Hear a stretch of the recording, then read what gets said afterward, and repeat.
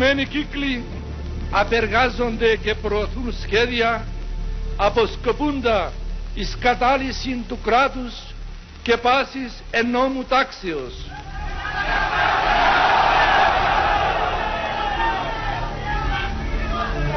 Σχέδια αποσκοπούντα εις παραγνώριση της θελήσεως του λαού και υποταγήν του εις τον νόμο της βίας και της τρομοκρατίας.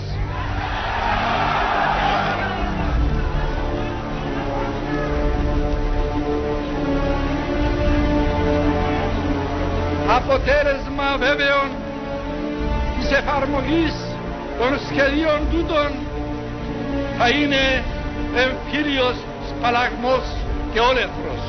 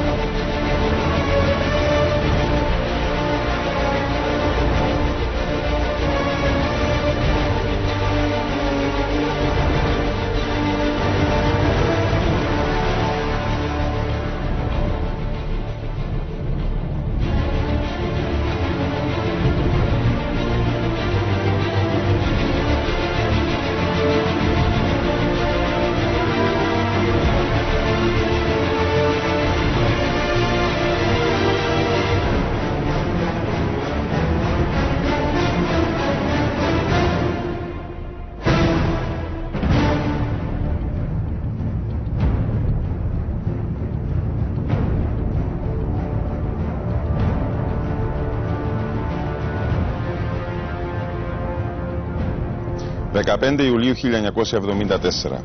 Η Χούντα βάζει σε εφαρμογή τα σχέδιά της. Οι πρώτες εντολές προς τους πραξιωματίες ήταν ξεκάθαρες. Την ανατροπή και το θάνατο του Προέδρου της Κυπριακής Δημοκρατίας Αρχιεπισκόπου Μακαρίου. Η διαφυγή του Μακαρίου από τον κλειόν του πραξιωμήματος υπήρξε ένα εξαιρετικά δύσκολο και επικίνδυνο εγχείρημα. Ο κίνδυνος σύλληψης και εκτέλεσης του Μακαρίου ήταν παντού. Φεύγοντας ο Μακάριος από το Προεδρικό Μέγαρο, μετά από ένα περιπετειώδες δρομολόγιο, κατέληξε αρχικά στην Ιερά Μονή Κίκου, εκεί όπου ξεκίνησε ως μοναχός. Οι συγκυρίες όμως τον έφεραν να βρει προσωρινό καταφύγιο στην Πάφο, στην οποία οι υποστηρικτές του ακόμη έλεγχαν την κατάσταση.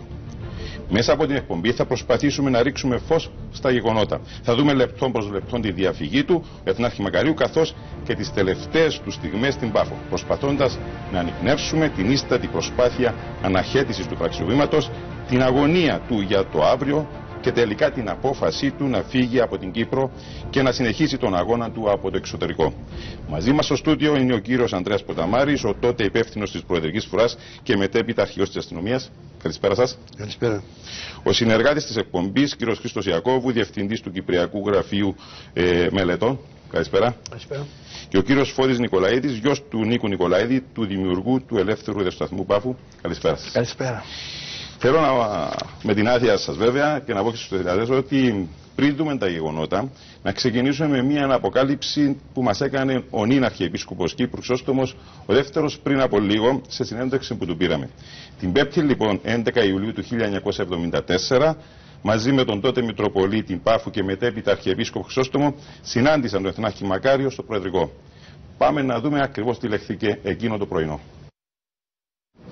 Μακαριότητα, να πάμε 3 μέρες πριν το πραξιό, να πάμε την 5η, όπου είχατε συναντήσει τον Αρχιεπίσκοπο Μακάριο μαζί με τον τότε Μητροπολίτη Χρυσόστομο στο Προεδρικό. Ποια ήταν η αιτία ή το να συναντηθείτε μαζί του?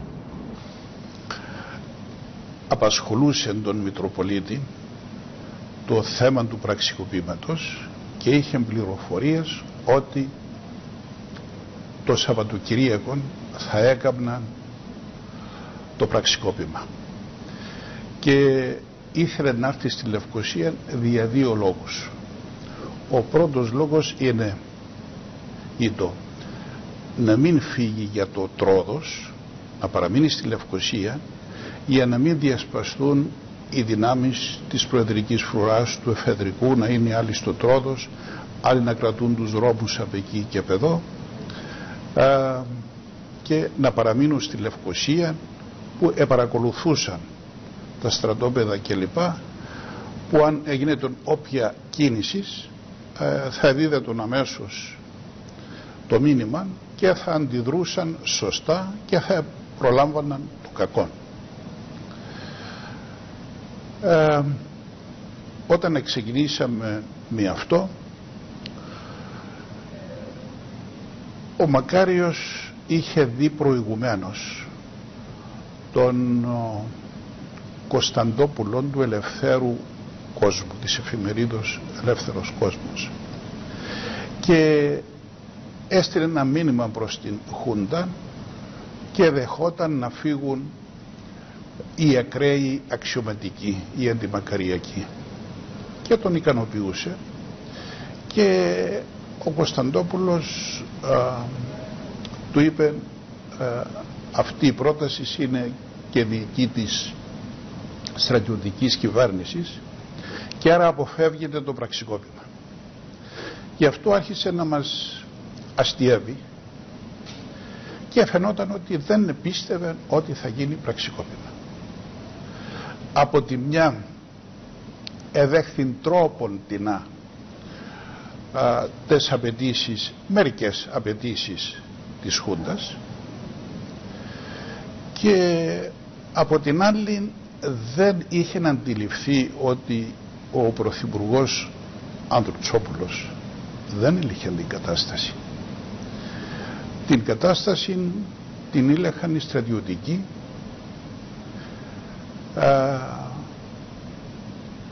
και δεν θα λάμβαναν υπόψη τον Πρωθυπουργό. Εκεί ήταν ίσως το λάθος. Γι' αυτό μας είπεν εγώ θα πάω στο Τρόδος και δεν υπάρχει περίπτωση να γίνει πραξικόπημα. Ξεχάστε το. Γιατί επίστεψαν ότι τα πράγματα θα γίνουν αποδεκτά από την Χούντα. Τώρα μακαριότατε, έχω και άλλες σκέψεις να σας πω. Εμάς οι πληροφορίες μας ότι το Σαββατοκυριακό θα γίνει πραξικόπημα. Και έχω ένα σχέδιο. Ξέρουμε που μένουν όλοι οι Έλληνες αξιωματικοί. Γι' αυτό θα δώσουμε εντολή τόσο η προεδρική φρουρά όσο και το εφεδρικό τα μεσάνυχτα να πάνε στα σπίτια ταυτόχρονα όλων των αξιωματικών, να τους συλλάβουν και να τους πάρουν προς το αεροδρόμιο. Η ώρα 3 έχουμε παιδιά στο στρατό που σας αγαπούν, θα ανεβούν στα τάγκς και να τα κινήσουν μέσα στη Λευκοσία κατά η ώρα 3, και η ώρα 5 να κάνετε διάγγελμα προς τον Κυπριακό λαό. Η ώρα 6 που θα ανοίξει το ΡΙΚ θα μεταδοθεί το διάγγελμά σας ότι η Εθνική Φρουρά επενέβη, αλλά κατεστάλλει το πραξικόπημα από ημέτερες δυνάμεις. Και έτσι αποφεύγεται το πραξικόπημα όταν θα φύγουν οι Έλληνες αξιωματικοί ή ακραίοι. Οπότε ο Μακαρίτης εθύμασε και του λέει χαρακτηριστικά, αν είχα το νου σου Άγιε Πάφου ήτου να το κάνω. Εγώ να προσβάλλω τον Έλληνα αξιωματικό? Ποτέ. Μάλιστα. Αυτά είχαν λεχθεί λίγες μέρες πριν. Βέβαια τα σχέδια της Χούντας ήταν ξεκάθαρα. Φαίνεται όμως και ο Αρχιεπίσκοπος Μακάριος δεν ήθελε να το πιστέψει. Έτσι, κύριε Ποταμαρή? Ναι, αυτό είναι γεγονός. Είναι γεγονός, διότι αν δούμε τα γεγονότα από την αρχή, πώς εξελίχθησαν και την ώρα που εξελίχθησαν τούτα, ήταν καθαρό το τι μέλη γενέστε. Είχε μπει ο αείμνηστος ότι θα πήγαινε στο Τρόδος. Αυτό είχε μπει του νυν Αρχιεπισκόπου και τους άλλους που πήγαν να το δουν. Είναι γεγονός. Πήγαμε το βράδυ στο Τρόδος με αυτοκίνητο όμως, όχι το Cadillac, το επίσημο του, αλλά με αυτοκίνητο BMW. Ήταν για θέμα ασφάλειας περισσότερο? Για θέμα ασφάλειας βεβαίως, διότι και εξού και απεδείχθηκε ότι μετά μας είχαν στήσει ενέδρα η ΟΚΑΒ στα Πλατάνια. Αυτό πότε? Αυτό μιλούμε την ημέρα τούτη που πηγαίναμε πάνω. Λοιπόν, και ανακαλύψαμε την κατάσταση τούτη μετά όταν επιστρέφαμε πίσω. Εν πάση περίπτωση. Λοιπόν, στην επιστροφή όμως. Πριν πάμε σε αυτά, ένα πρώτο σχόλιο. Έχετε να πείτε κάτι σε αυτά που μας έχει αποκαλύψει, γνωρίζατε για αυτήν την μαρτυρία? Οι σκέψεις όλων ήταν αυτή που είχε μπει ο Μακαριώτατος.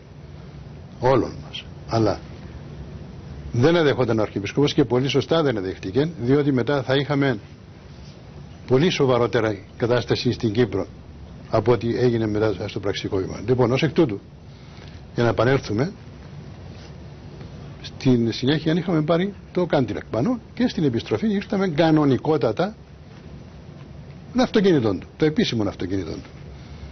Όμως, πώς πέρασατε το Σαββατοκυριακό? Ναι, ακριβώς, ήρθε αυτή η αγωνία, ήρθε η ανησυχία? Ναι, είναι αυτό που δεν να σας πω τώρα. Είχαμε πληροφορίες ότι θα γίνεται απόπειρα στο Τρόδος. Και η απόπειρα βέβαια θα γίνεται, θα έβαζα φωτιά από διάφορες κατευθύνσεις, που οπότε καταλαβαίνεις μια φωτιά στο Τρόδος με την πυκνή βλάστηση και αυτά τους πεύκους δεν ήταν και εύκολη. Σίγουρα. Ήταν πολύ δύσκολο. Λοιπόν, και έτσι λάβαμε έκτακτα μέτρα παντού. 24 ώρες το 24ωρο.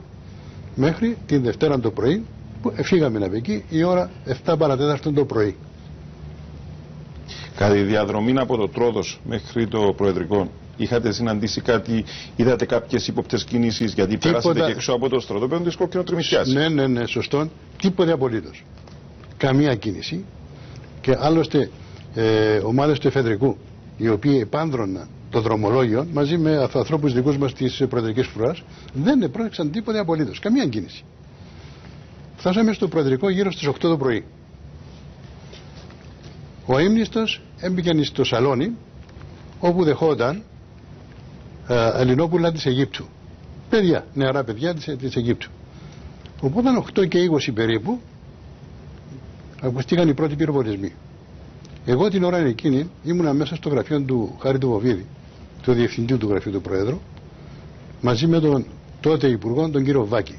Και συζητούσαμε για να στείλουμε κάποιον μέρος της Προεδρικής Φρουράς, ο οποίος πληγώθηκε από τους πραξικοπηματίες ή στην Αμόχωστο και ήταν σοβαρή κατάσταση του. Τι θα κάνουμε δηλαδή? Οπότε ακουστήκαν οι πρώτοι πυροβολισμοί. Λέω, είναι πολύ. Λέω, ίσως να φύγει καμιά ρηπή κανένου από τους συναδέλφους. Δεν ξέρουμε τι γίνεται δηλαδή. Εν πάση περιπτώσει, λέω να ξεβόξω να δω τι γίνεται. Ξεβαίνοντας στην είσοδο του Προεδρικού, φωνάζει μου ο Νίκος που απέναντι, ρε, πέσε κάτω και να σε βάσει. Και βλέπω τάγκς απέναντι, έναν τεθωρακισμένο πρώτα, απέναντι στην είσοδο, με τα όπλα στραμμένα προς εμένα. Ο Νίκος προσπαθούσε που την απέναντι πάντα, μαζί μου σε άλλους συναδέλφους, να με καλύψουν για να μπορέσω να περάσω να συνενωθώ μαζί τους. Και αυτό έγινε δηλαδή. Οπότε δεν είχαμε άλλη εκλογή. Κύριε Ποταμάρη, να σας διακόψω. Πώς έφτασαν μέχρι εκεί τα άρματα, ξεκινήσαν να χτυπούν το Προεδρικό και κάποιος δεν το αντιλήφθηκε για να σας ενημερώσει εκ των προτέρων ή να πάρετε αμέτρα σας? Ναι. Έχετε υπόψη σας ότι καθημερινά περίπου την ίδια ώρα περνούσα πόξω από το Προεδρικό για να πάσει στο στρατόπεδο τους στην Λακατάμια. Καταλάβες, για να γίνει συνήθεια πλέον και να πει, μα καλά, πάλι περνούσε, πάλι αυτό. Εν τω μεταξύ την ημέρα εκείνη, όταν ξεκίνησαν τα τάξη και ήταν στον δρόμο, ελήφθησαν ορισμένα τηλεφωνήματα πάνω στο Προεδρικό ότι αυτοί έρχονται στον δρόμο. Αλλά λέμε αφού παίρνουν και καθημερινό. Ενώ όταν πλησιάσαν στην αυτή και είχαμε, έστριψαν αμέσως δεξιά και μπήκαν και χτυπήσαν την πόρτα, την κεντρική πόρτα κάτω και προχωρήσαν προς το είσοδο του Προεδρικού Μεγάρου. Οπότε ο πρώτος ο οποίος επέβαινε ήταν ένας υπολοχαγός εξ Ελλάδος, ο οποίος ήταν και υπεύθυνος. Εκεί είχαμε έναν απόσπασμα από τους κρατομείς, οι οποίοι απέδιδαν τιμές στους επισκέπτες που έρχονταν, επίσημους επισκέπτες που έρχονταν να δουν τον Μακαριώτατο. Λοιπόν, άρα ήξεραν και τους τόπους, ήξεραν και το κάθε τι. Και ήταν στο αυτοκίνητο εκείνο, επέβαινε ο ίδιος. Αποτέλεσμα δεν είχαμε άλλη λύση. Έπρεπε οπωσδήποτε να τους αποθήσουμε από τη μια και από την άλλη να σώσουμε τον Αρχιεπίσκοπο. Εν τω μεταξύ ήρχισαν να καταφθάνουν διάφοροι άλλοι στρατιώτες της καταδρομής, έρποντας προς το Προεδρικό. Οπότε εκτυπήθηκε το πρώτο τον υπολοχαγός μέσα με μπαζούκας ανατινάχθηκε, χτυπήσαμε το τάγκ που ήταν πίσω του, ανατινάχθηκε και εκείνον και αρχίσαμε τότε μάχη μαζί με τους στρατιώτες οι οποίοι εισέβαλαν ήδη στην πλατεία του Προεδρικού. Πόσα άτομα ήταν στην Προεδρική Φρουρά τότε? Εκείνο το πρωινό πόσα άτομα? Εκείνο το πρωινό, διότι είναι αυτό που σας είπα ότι οι άνθρωποι μου ήταν κατάκοποι από το ξενύχτη και το αυτόν του Ρόδου. Της προηγούμενης μέρας. Λοιπόν, ήρθαμε και κανένας δεν υπελόγιζε ότι η ώρα 8 το πρωί είναι να γίνει πραξικόπημα. Κανένας δεν υπελόγιζε. Έτσι η ώρα πουθενά δεν έγινε.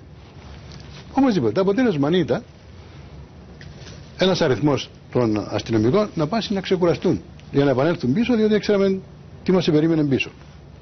Και εκεί μοίρασε περίπου η μισή, δηλαδή κάπου 10 με 12 αστυνομικούς.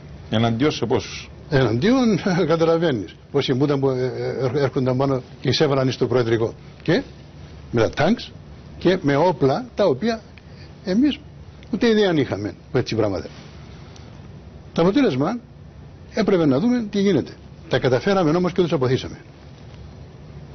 Τα τάγκς FGM, το πρώτο τάγκς που έφυγε πάνω, επήγε, το πρώτο τεθωρακισμένο και εκείνον το ίδιο, και μείνασαν οι άλλοι τέλος πάντων οι οποίοι έρχοντας προσπαθούσαν να μπουν όσο πλησιέστερο προς την είσοδο του Προεδρικού Μεγάρου.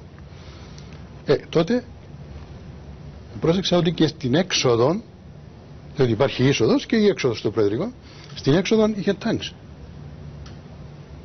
Οπότε λέω έτσι είχε λύση. Οπότε πήγα προς το παράθυρο του Μακαρίδη του Ανδρέα του Νιοφίτου και λέω του Ανδρέα και ο Πάτροπλος. Να του προσέξετε. Δεν έχουμε άλλη λύση, είμαστε περικυκλωμένοι. Λοιπόν, ως εκ τούτου θα βρούμε τρόπο για να φύγουμε. Θα πάω γερόν να δω τι που γίνεται και να επιστρέψω πίσω. Πράγματι πήγαμε. Πήγα γερόν και είδα ότι μας έβαλαν με όλου του τύπου τα όπλα, βαρέα όπλα από την Αγγλική Σχολή. Η οροφή πάνω του Μεγάρου ήρθε να καίει. Να καίεται. Ο Μακάριος που ήταν εκείνες τις στιγμές? Ο Μακάριος εκείνες τις στιγμές ήταν μαζί με τα παιδιά από την Αίγυπτο. Λοιπόν, και είπα του Ανδρέα και του Πάτροκλου, και οι δύο είναι Μακαρίδες σήμερα, λοιπόν, προσέξτε, πηγαίνετε να τον πείσετε ότι πρέπει να φύγουμε. Αλλά θα σας πω πότε και πού. Επέστρεψα πίσω και λέω τους, ακούστε, η μόνη διέξοδος είναι να φύγουμε προς τον ποταμό. Δεν έχουμε άλλη λύση. Ο δρόμος απέναντι, δηλαδή η προδρόμου, είναι καθαρή. Δεν φαίνεται τίποτα. Λοιπόν, να αποπειραθούμε να φύγουμε που δάμε. Συγγνώμη που σας διακόπτω, επειδή γίνεται όμως μεγάλη συζήτηση, γιατί δεν πήραν και εκεί ένας ο οποίος θέλει να κάνει ένα πραξικόπημα, ο οποίος θέλει να εισβάλλει κάπου, παίρνει όλα τα μέτρα και περικλώνει παντού. Να σας απαντήσω αμέσως. Γιατί έφυγαν αυτή να σας απαντήσω αμέσως και αυτό θα έρθει στη συνέχεια. Γιατί έγινε μεγάλη συζήτηση αυτό το θέμα. Ναι, έγινε μεγάλη συζήτηση και με το δίκαιο τους. Αλλά η ομάδα του Παστελόπουλου ήταν μια μεγάλη μάχη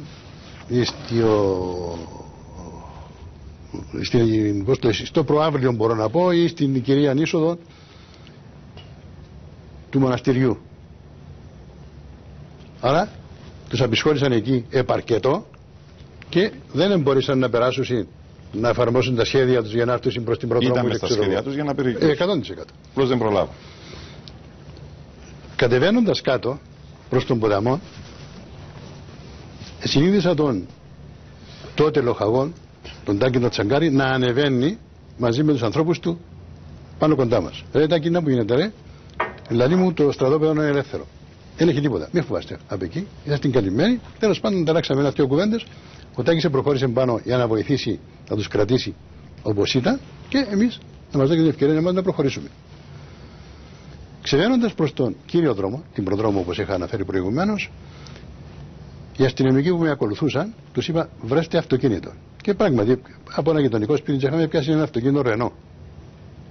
Και ήταν έτοιμοι. Έπρεπε να βρούμε εμείς αυτοκίνητο, να πάρουμε τον Αρχιεπίσκοπο μέσα. Οπότε σταματήσαμε το πρώτο αυτοκίνητο που έρχεται, ένα μίνι.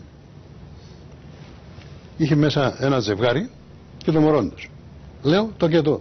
Ήταν μεταξύ των Αρχιεπίσκοπων, λέω μου ευχαρίστως, αλλά πεζίνα δεν έχουμε. Δώστε μας το και εμείς θα κανονίσουμε. Πράγματι πήγαμε κάπου 100 μέτρα, έλειψε η πεζίνα. Εμείναμε. Κατεβάσαμε τον Αρχιεπίσκοπο, βάλαμε εδώ στα δεξιά πίσω από τα σπίτια, διότι οι σφαίρες εντωμεταξύ σφύριζαν πάνω από τις κεφαλές μας, από το Προεδρικό. Και σταματήσαμε ένα άλλο αυτοκίνητο που έρχεται από απέναντι. Εξηγήσαμε τον άνθρωπο ποιος εμπούταν και ήταν ένας άνθρωπος από το Συναόρος, κοντά στην Κακοπετρία. Λέει ο άνθρωπος πάρτε το, αλλά ένα πυρικό. Βρε μακάρι να είναι οτιδήποτε. Κατέβηκε ο άνθρωπος, το λέω του, στο μάγκλιστό. Μην ανησυχείτε, είμαι και εγώ ένας που σας. Μάλιστα. Πιάσαμε το αυτοκίνητο του, να φύγουμε. Πού να πάμε? Ποιοι μπήκατε μέσα στο αυτοκίνητο? Οδήγαν ο Ανδρέας ο Νιοφίτου, δίπλα έβαλα ένα αστυνομικό δικό μου τον Μπάμπο, πίσω δεξιά του οδηγού, πίσω από τον οδηγό, στη δεξιά πάντα ήμουν εγώ, στο μέσο ήταν ο Μακαρίτης ο Αρχιεπίσκοπος και αριστερά ο Νίκος ο Θρασιβούλου. Λοιπόν, ο Μακαρίτης ο Αρχιεπίσκοπος επέμενε να πάμε στο Μετόχι. Μακαρίτητα για όνομα του Θεού. Θέλουμε να σπάσουμε τον κλειόν πριν μας κλείσουν, να μας αποκλείσουν, να πάμε εκεί που πρέπει να πάμε. Σε παρακαλώ. Μα ένα δευτερόλεπτο. Τέλος πάντων, ένα δευτερόλεπτο να πάμε και ο Θεός πλέον. Εν τω μεταξύ, παίζαμε τη ζωή όλων μας. Γιατί ήθελε να πάει? Έδωσε κάποια εξήγηση? Μας είπε το γιατί. Ήθελε να δει τον ηγούμενο. Σημαίνει ότι ήθελε να φύγει κάποιο μήνυμα. Αλλά τι μήνυμα ή ξέρω εγώ, δεν μας είπε έτσι πράγμα. Εν πάση περιπτώσει, καθοδόν είπαν τον Παστελόπουλο. Ρε Νίκο, τι γίνεται, ρε, δηλαδή μου πού πάτε? Πεκετό. Όχι, δεν θα πάτε. Εκεί διεξάγονται μάχες. Άρα να στραφείτε πίσω. Μακαριδάτε, ακούεις. Εντάξει, να περάσουμε από το καθεκοπτήριο του Χαραλάμπους. Ήταν πολλά φίλοι μαζί με τον Μακαρίδη του Χαραλάμπους. Περάσαμε κατά καλή μας τύχη κλειστών. Λοιπόν, δρόμων πουθενά άλλου. Πού να πάμε προς Πλήρουν τώρα, στο σπίτι του Μακαρίδη του Νιοκλή του Μαλέκου, και να αλλάξουμε ένα αυτοκίνητο. Το αφήκουμε εντός το αυτοκίνητο, δεν το ξέραμε ο άνθρωπος, είπε ότι δεν θα πει τίποτα, αλλά ξέραμε ότι θα πει. Λοιπόν, και να πιάσουμε το αυτοκίνητο του Νιοκλή να φύγουμε. Μάλιστα, αυτό και έγινε. Πήγαμε στην κλήρωση στο σπίτι του Νιοκλή, εκεί θα μείναμε περίπου 15 λεπτά. Απλώς είπε ο άνθρωπος να το γεμίσει με πεζίνα, έβρε μας το πίσω, αφήκαμε το αναπηρικό για μέ, πιάμε το δικό του και φύγαμε. Πού να πάμε τώρα? Σκέψεις. Ο ένας έλεγε έτσι, ο άλλος έλεγε αλλιώς, μέχρι ακόμα και τις βάσεις στο Τρόδος ήταν μέσα στο θέμα της συζήτησης. Οπότε τελικά λέει πάμε προς Κίκο. Μάλιστα. Πήγαμε προς Κίκο. Καθοδόν είχαμε μπει στον Μακαρίδη τον Παστελόπουλο, πήγαινε στο προεδρικό του Τρόδους, μάζεψε ότι έχει εκεί όπλα ανθρώπους και έλατε μαζί μας, έλατε πίσω μας. Και πράγματι ούτω και έγινε. Ο μόνος που μας είδε και μας ανεγνώρισε στον δρόμο ήταν ο Μακαρίτης, ο νονός μου, ο τατάς μου, ο οποίος ήταν επιστάτης τότε στα δημόσια έργα. Είδε με, δεν είπε τίποτα ο Μακαρίτης, τίποτα. Λοιπόν, ήταν ο μοναδικός εκείνος. Λοιπόν, μετά προχωρήσαμε προς τον Κίκο. Στον Κίκο βέβαια φαντάζομαι όλοι θα γνωρίζετε την περιοχή εκείνη την οποία θα σας πω τώρα. Μόλις ανεβείς στο ανήφορο υπάρχει μια μεγάλη στροφή αριστερά και βλέπεις το μοναστήρι απέναντι σου. Απ' εκεί ελέγχεις όλα τα δρομολόγια προς τον Κίκο. Πεδουλά προς Κίκο, Ιερατζές προς Κίκο, Κάμπον προς Κίκο και ούτω καθεξής. Λοιπόν, σταματήσαμε για ένα λεπτό και είχαμε να μας φτάσουν και οι υπόλοιποι, ελέγχοντας την κατάσταση τούτη.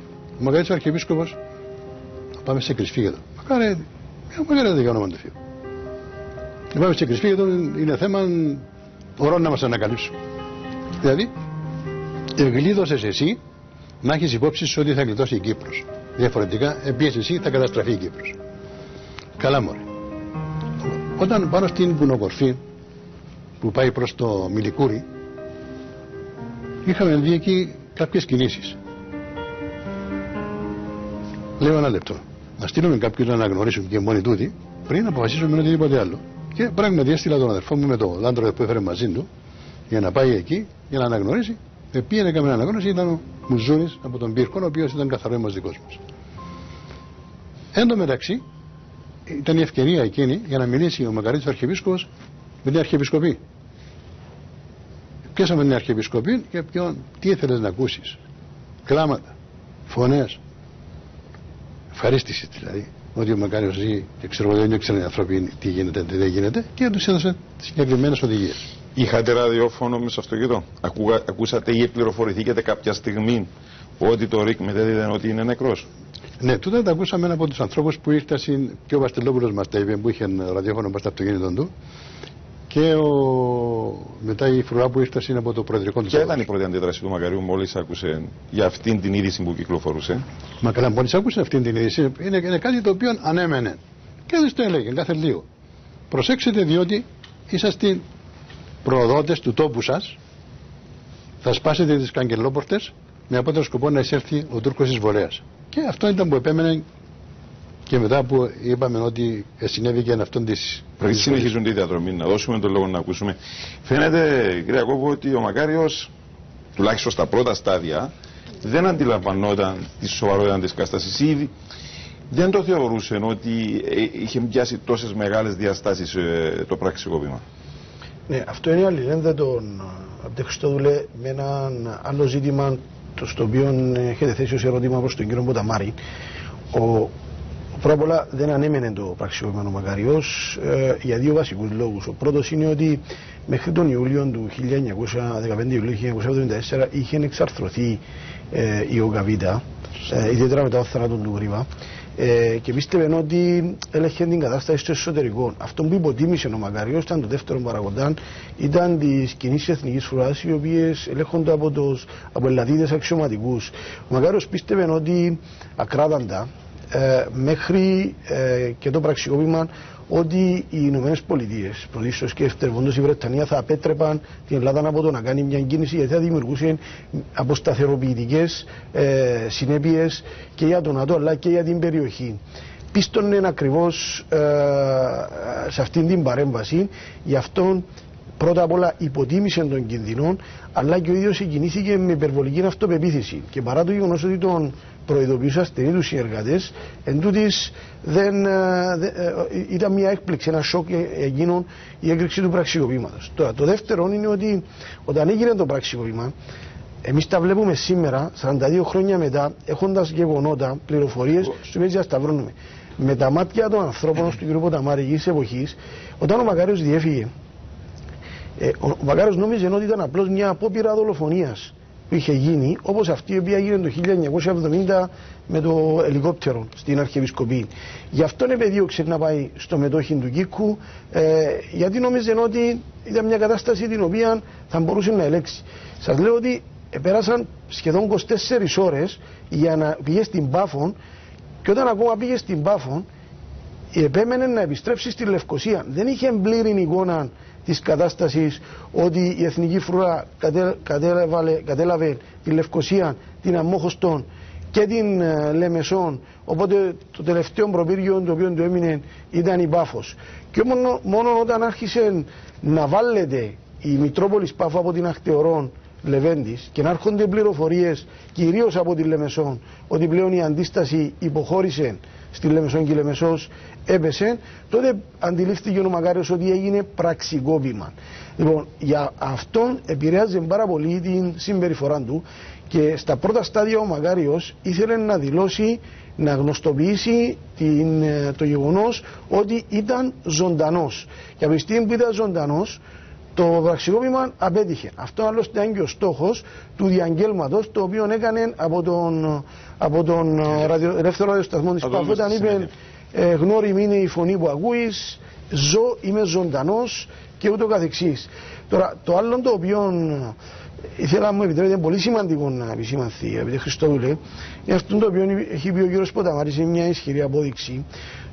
Όταν κατέφυγαν μετά την Κλήρου στην Ιερά Μονικικού, που πάλι εκεί δεν έχουμε βέβαια χρόνο να πούμε λεπτομέρειες, διότι ο Μακάριος έκανε πλάνα να παραμείνει εκεί για να επιστρέψει στη Λευκοσία. Προφανώς στο μοναστήρι, ναι, ήθελε να μείνει σε Κρυσφύγετα της ΕΟΚΑ, που αν έμενε εκεί πέρα ουσιαστικά θα ήταν τελειωμένος. Όταν επικοινώνησε ο Μακάριος με τον ασύρματον που είχε το Land Rover της Προεδρικής Φρουράς με την Αρχιεπισκοπή, υπάρχει η πρώτη μαρτυρία την οποία δίνει ο κύριος Ποταμάρης. Παρενέβηνε Ελλαδίτης αξιωματικός. Εκεί τον εντόπισαν ότι για πρώτη φορά ζει ο Μακάριος. Ήταν πριν το διάγγελμα. Το δεύτερο όμως, το πολύ σημαντικό, είναι ότι εκείνη την συνομιλία από το Τρόδος προς την Αρχιεπισκοπή την υπέκλεψαν οι Βρετανοί. Γι' αυτόν, όταν το 1975, τον Μάιο, όταν πέρασαν τα γεγονότα και σταθεροποιήθηκε εκείνη η κατάσταση, ο τότε Βρετανός διοικητής Sir John Alexander Aiken έκανε μία έκθεση, ένα report on the Cyprus Emergency, όπως λέγεται, 200 σελίδες λεπτομεριακώς, στο οποίο ισχυριζόταν ότι ο Μακάριος κατά τη διάρκεια του πραξικοπήματος δεν ευρίσκεται στο Προεδρικό Μεγαρόν, απλώς ήταν στο Τρόδος και έστειλε για παραπλάνηση το αυτοκίνητο. Δεν υπάρχουν αποδείξεις για αυτό. Η μοναδική ένδειξη η οποία είχε είναι ότι για να επικοινωνήσει ο Μακάριος εκείνη την ώρα από την Ιερά Μονή Κίκου προς την Αρχιεπισκοπή σημαίνει ότι τους ξεγέλασε. Γι' αυτό και αργότερα το Υπουργείο Άμυνας της Βρετανίας, όταν κατέθεσε την έκθεση, του είπε αν δεν έχεις ισχυρές αποδείξεις θα πρέπει να αποσύρεις αυτή την παράγραφο, η οποία δεν αποσύρθηκε, αλλά για πολλά χρόνια υπήρχε ο ψήθυρος ότι ο Μακάριος δεν βρίσκεται στο Προεδρικό, κάτι το οποίο δεν αποδεικνύεται. Οι άνθρωποι του που ήταν εκεί, εντάξει, να το καταλάβουν, να κρατήσουν το στόμα τους κλειστό. Τόσα παιδάκια που ήταν εκεί επίσκεψη. Ναι, λέω αυτές είναι οι αποδείξεις. Το θέμα είναι οι Άγγλοι στηρίξαν. Μα είναι αποδείξεις ισχυρές. Δεν μπορούσαν ήδη οι Βρετανοί να αποσύρουν αυτή την παράγραφο, δηλαδή να του το επιβάλλουν να την αποσύρει. Με αυτήν τη λογική το ρωτάω. Αυτό ότι δημιουργούνται σφαλμένες αντιλήψεις, αγαπητέ Χριστόδουλε, έγραψε κάποιος χωρίς να έχει αποδείξεις και αργότερα αυτόν διαψιθύρου ανακυκλώνεται. Υπάρχουν και σήμερα που το επικαλούνται ακόμα. Ναι, έτερον εκάτερον. Κοιτάξτε, σήμερα έχουμε περάσει 42 χρόνια. Έχουμε γεγονότα τα οποία μπορούμε να επιβεβαιώσουμε και να διαψεύσουμε. Σωστό. Συνεπώς, απλώς το αναφέρω ότι από εκεί άρχισε εκείνος ο ψήθυρος, ότι τελικά ο Μακάριος δεν βρίσκεται, το οποίο δεν αποδεικνύεται, αλλά αντιθέτως αποδεικνύεται το αντίθετο, διότι υπάρχουν ισχυρές μαρτυρίες και λεπτομέρειες, όπως αυτή την οποία ανέφερε ο κύριος Ποταμάρης. Κύριε Νικολαίδη, πότε ξεκίνησαν οι προετοιμασίες στην Πάφο, πότε ξεκίνησε να μαζεύεται κόσμος έτσι ώστε να αντισταθεί στους πραξικοπηματίες? Στην Πάφο κυριαρχούσε η Ένωση Αγωνιστών Πάφου, η οποία προπραξικοπηματικά παρακολουθούσε τους καπιταντζίδες, τους φοιτητικούς αξιωματικούς και είχε πλάνο σε περίπτωση πραξικοπήματος πώς να ενεργήσει. Κατά συνέπεια, όταν εκδηλώθηκε η πραξικοπηματική ενέργεια, χωρίς να χάσουν χρόνο, με τις οδηγίες του αρχηγού της οργάνωσης του Μίκη του Εμπριώτη, κατελήφθησαν πρώτα αρχικά η υπέπτεια ανωτέρα στρατιωτική διοίκηση, συνελήφθησαν όλοι οι Ελλαδίτες αξιωματικοί, κατελήφθησαν τα στρατόπεδα. Το μόνο στρατόπεδο που δεν είχε καταληφθεί και διεξάγουν τα διαπραγματεύσεις ήταν το Κέнгερο Σκήπου. Μετά από διαπραγματεύσεις παρεδόθηκε και το ΚΕΝ, έτσι ανέμακτα, χωρίς να ρηφθεί ούτε ένας πυροβολισμός. Η Πάφος μέχρι το μεσημέρι ελεγχόταν πλήρως από τις δημοκρατικές δυνάμεις με κυρίαρχη την Ένωση Αγωνιστών Πάφου και του αρχηγού της του Μίκη του Εμπριώτη. Και ανέμενε τον Αρχιεπίσκοπο να φτάσει. Δεν γνώριζε, συγγνώμη, δεν γνώριζαν ότι ο Μακάριος ζούσε, και όταν λειτουργήσε ο ραδιοσταθμός στην αρχή, μετά είδαν ότι ο Μακάριος ζει χωρίς να γνωρίζουν. Πρώτες πληροφορίες ότι ο Μακάριος ζούσε ήρθαν στην Πάφο και στη Μητρόπολη και αμέσως μετά στο ραδιοσταθμό γύρω στις 4 το απόγευμα της Δευτέρας. Θα τα δούμε όλα στη συνέχεια. Είχαμε μείνει εκεί που ο Αρχιεπίσκοπος ήταν στο μοναστήρι του Κίκου. Πριν συνεχίσουμε τη διαδρομή, γιατί υπάρχουν αρκετές λεπτομέρειες τις οποίες θα μας περιγράψετε, θα πάμε να κάνουμε ένα μικρό σύντομο διάλειμμα και θα πάρθουμε και σε λίγο και πάλι μαζί.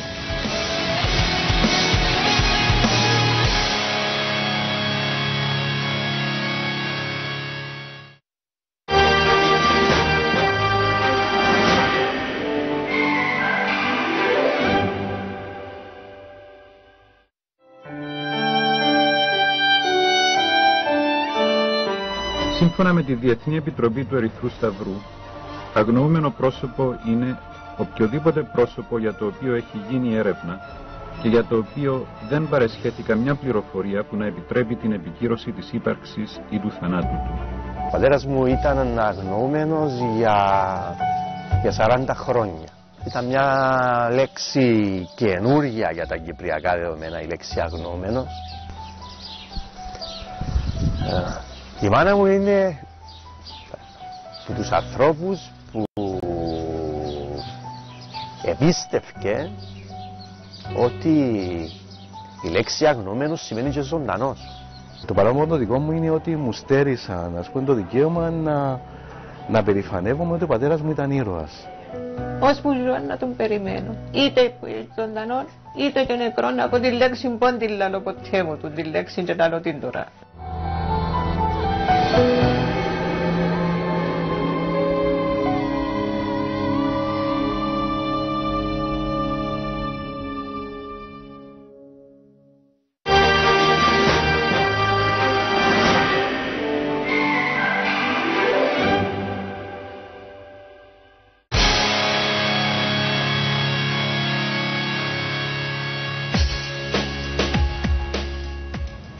Μάλιστα.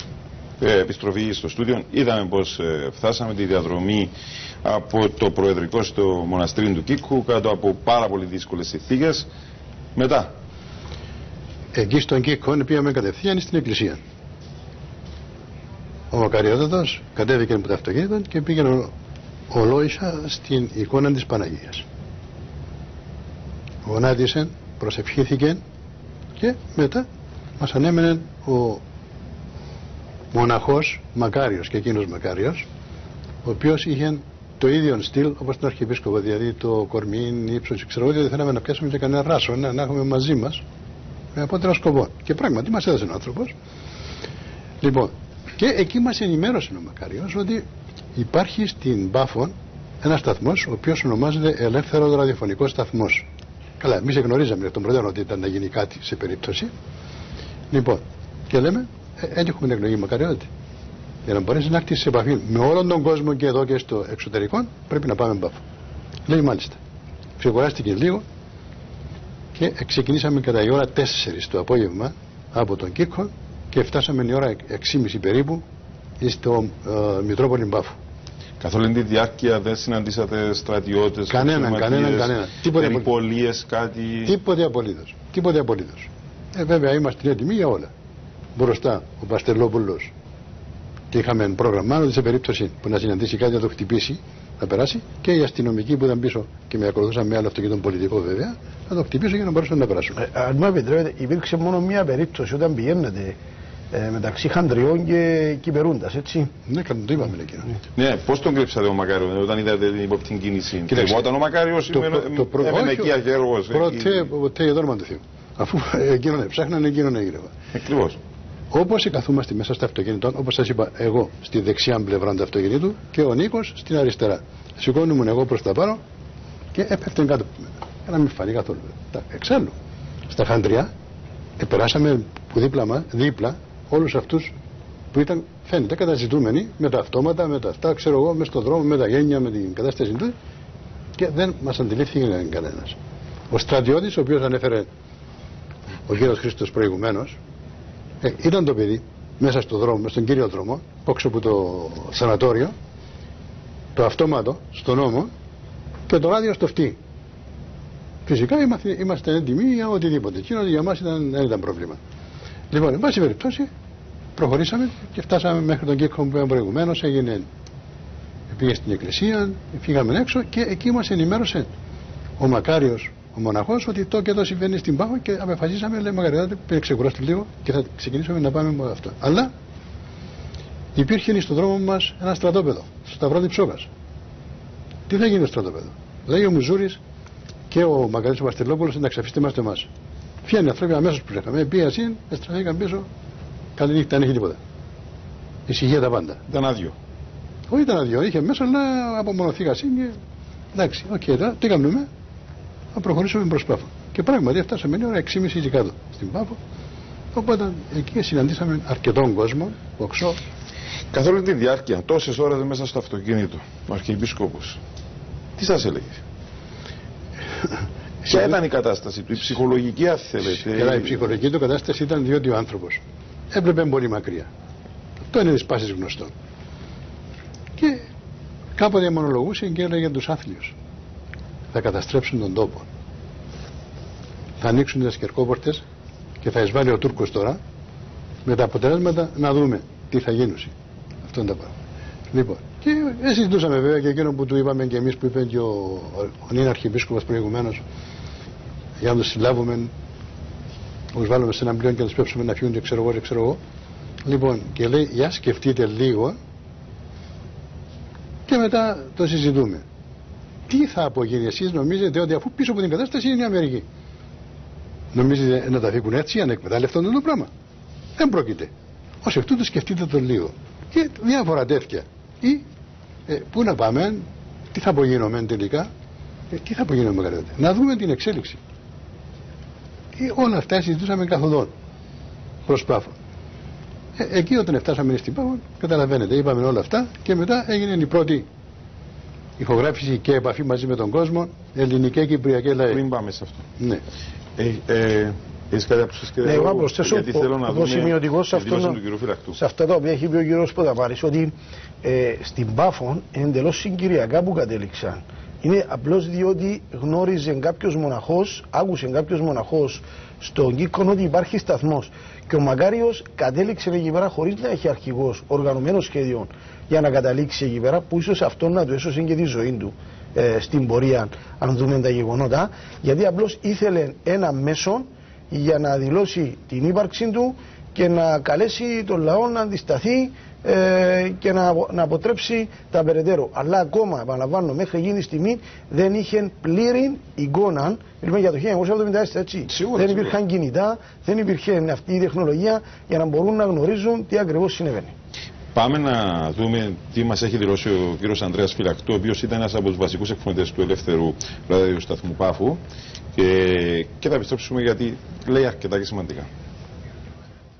Μετά την απόπειρα εναντίον του, κατέφυγε στο μοναστήρι του Κίκου και εκεί από έναν ασύρματο της αστυνομίας πληροφορήθηκε ότι η Πάφος αντιστέκεται και ότι υπάρχει ένας ελεύθερος ραδιοσταθμός της Πάφου, ο οποίος μετέδιδε συνθήματα για να αντισταθεί ο λαός εναντίον του πραξικοπήματος. Και αυτόν το θεώρησε ότι είναι ελπιδοφόρο από την άποψη ότι θα μπορούσε να καταφύγει εκεί, γιατί ο λαός αντιστεκόταν ακόμη εναντίον των πραξικοπηματίων. Γύρω στις 11 περίπου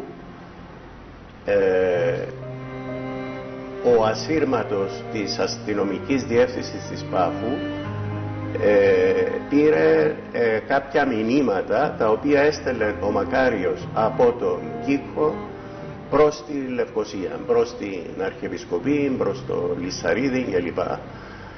Και μας ειδοποίησαν ότι ο Μακάριος είναι ζωντανός. Με έναν μαγνητόφωνο μικρό, μαζί με άλλους δύο συνεργάτες του ελεύθερου ραδιοσταθμού της Πάφου, πήγαμε στη Μητρόπολη, όπου ήδη ο κόσμος είχε μάθει ότι ο Μακάριος έρχονταν και είχε συγκεντρωθεί κατά χιλιάδες έξω από τη Μητρόπολη περιμένοντας τον. Και όταν έφτασαν εκεί τον έχθησαν με επεφημίες και με φωνές χαράς. Και το απόγευμα ακριβώς της Δευτέρας πήραμε το πρώτο μήνυμα από τον Μακάριο. Θέλαμε να μεταδώσουμε αυτήν την χαρμόσυνη είδηση ότι ο Μακάριος είναι ζωντανός, για να το μάθει όλη η Κύπρος αλλά και όλος ο κόσμος, διότι ως τότε όλοι επίστευαν ότι ο Μακάριος είναι νεκρός. Εσείς πότε τον είδατε για πρώτη φορά? Για πρώτη φορά τον είδα εκείνον το απόγευμα της Δευτέρας. Ήμουν στη σύσκεψη, γιατί περιμέναμε να τελειώσει η σύσκεψη και μετά να μας δώσει το μήνυμα, και είχα ακούσει ακριβώς τον ίδιο πρώτα να λέει τις απόψεις του για το πραξικόπημα και να λέει για το τι θα έπρεπε εκείνος να πράξει. Αρχικά ο Μακάριος δεν επίστευε ότι ήταν δυνατόν να του κάνουν πραξικόπημα. Με κανέναν τρόπο δεν ήθελε να παραδεχτεί ότι έγινε πραξικόπημα και ότι επικράτησε το πραξικόπημα στη Λευκοσία. Και η πρώτη του αντίδραση ήταν να πάει πίσω στη Λευκοσία. Και μάλιστα αναζητούσε τρόπους για να βρει να επιστρέψει στη Λευκοσία. Όλοι του έλεγαν εκεί, όλοι οι παράγοντες της Πάφου του έλεγαν ότι δεν μπορεί να γίνει αυτό το πράγμα, γιατί θα το σκοτώσουν μέσα στο δρόμο πηγαίνοντας προς τη Λευκοσία. Το δεύτερο σημείο είναι ότι επίστευε τόσο πολύ στην διεθνή νομιμότητα που δεν ήθελε να ζητήσει ούτε βοήθεια από κανένα. Του είχε προταθεί εκεί από μερικούς από τους παράγοντες με το κότερο του Λανίτη, το οποίο βρισκόταν στο λιμάνι της Πάφου, να μεταβεί στη Συρία, η οποία ήταν μια φίλη χώρα και εξακολουθεί να είναι μια φίλη χώρα, και ο Μακάριος του έλεγε ότι δεν μπορεί να γίνει αυτό το πράγμα, πρέπει να έρθουμε σε επικοινωνία με την κυβέρνηση της Συρίας και είναι πολύ δύσκολο. Ένας από τους λόγους που δεν ήθελε να φύγει επίσης και τονίστηκε εκεί στη συγκέντρωση ήταν για το ότι φεύγοντας θα δημιουργεί ένα μακελιό από τους αντιστασιακούς και τους πραξικοπηματίες. Και όταν το διαβεβαίωσε ο Μίκης ο Τεμπριώτης ότι δεν πρόκειται να γίνει, να φύγετε και εμείς δεν πρόκειται να κάνουμε αυτό το πράγμα, ήταν ίσως ένας από τους λόγους που επίστηκε να φύγει από την Κύπρο. Εκτός από αυτόν τον λόγο υπήρχαν και άλλοι λόγοι που τον όθησαν τελικά στο να αποδεχτεί το να φύγει από την Κύπρο? Το ότι ένας άλλος λόγος ο οποίος ελέγχθηκε εκεί ήταν το γεγονός ότι με το να φύγει και με το να βρίσκεται στο εξωτερικό θα εξακολουθήσει να υπάρχει η Κυπριακή Δημοκρατία. Πότε αποφασίστηκε για να και τη συγκεκριμένη, αν θέλετε, ώρα για να απευθυνθεί στον Κυπριακό λαό, να ενημερώσει τον κόσμο ότι ήταν ζωντανός? Από την πρώτη στιγμή που ήρθαν εκεί, και σας είχα πει προηγουμένως ότι είχαμε μεταβεί εκεί με ένα μαγνητόφωνο για να απευθύνει διάγγελμα προς τον Κυπριακό λαό, ο ίδιος όχι μόνο συμφώνησε, αλλά το επεκρότησε έτσι με μεγάλη ευχαρίστηση και έκατσε ο ίδιος στο γραφείο. Βγήκαμε έξω, τον αφήκαμε εκεί μόνον του να συγκεντρωθεί και έγραψε το πρώτο μήνυμα, γνώριμη είναι η φωνή που ακούεις κλπ. Λέει, γνώριμη είναι η φωνή που ακούεις, γνωρίζεις ποιος ομιλεί. Είμαι ο Μακάριος, είμαι εκείνος τον οποίο εσύ εξέλεξες για να είναι ηγέτης σου. Δεν είμαι νεκρός όπως η Χούντα των Αθηνών και οι εδώ εκπρόσωποι της θα ήθελαν. Είμαι ζωντανός και είμαι μαζί σου, συναγωνιστής και σημεοφόρος στον κοινόν αγώνα. Το πραξικόπημα της Χούντας απέτυχε. Εγώ ήμουν ο στόχος της Χούντας και εφόσον εγώ ζω, η Χούντα στην Κύπρο δεν θα περάσει.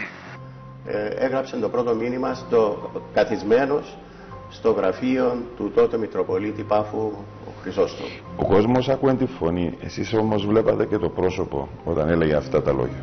Πώς ήταν? Ήταν σταθερή πρώτα η φωνή του, δεν έδειχνε ούτε φόβο, ούτε